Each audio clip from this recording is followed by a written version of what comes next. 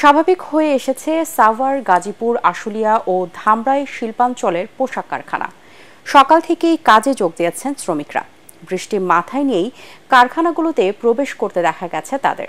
শ্রমিক ও প্রতিষ্ঠানের নিরাপত্তায় নিয়োজিত রয়েছে পুলিশ ও সেনাবাহিনী।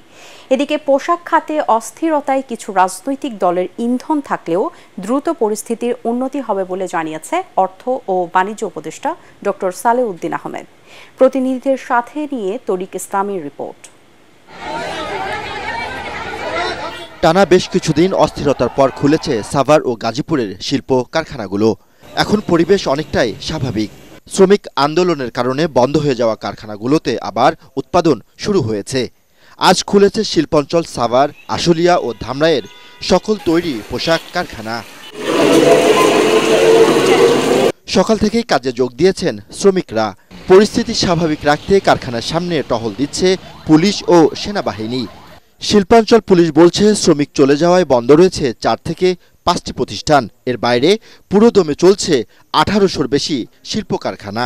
আজকে আমাদের খুবই ভালো একটা অ্যাচিভমেন্ট বলতে পারেন, সফলতা বলতে পারেন।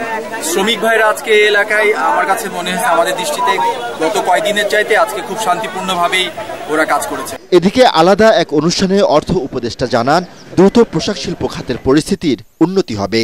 শ্রমিকদের মালিকদের সাথে কথাবার্তা হচ্ছে, চলছে এবং এখানে কিন্তু অন্যরকম রাজনৈতিক দলও কিন্তু ওরা সহযোগিতা করছে। আপনাদের ইন্ধন দিচ্ছে এদের এমন সহযোগিতা করছে, ইন্ধন যারা দিচ্ছে তাদের ব্যাপারে সহযোগিতা করছে এবং এখন ল অ্যান্ড অর্ডার সিচুয়েশনটা এস্টাবলিশ পারবে না, আর্মি বিজয় পারবেন, এটা নিয়ে যথেষ্ট উন্নয়ন হয়েছে।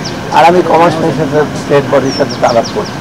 একই দিনে ঢাকা রিপোর্টার্স ইউনিটিতে আয়োজিত সংবাদ সম্মেলনে বক্তারা অভিযোগ করেন, শ্রমিক অসন্তোষ ঠেকানোর নামে সরকার শ্রমিকদের নিপীড়ন করছে।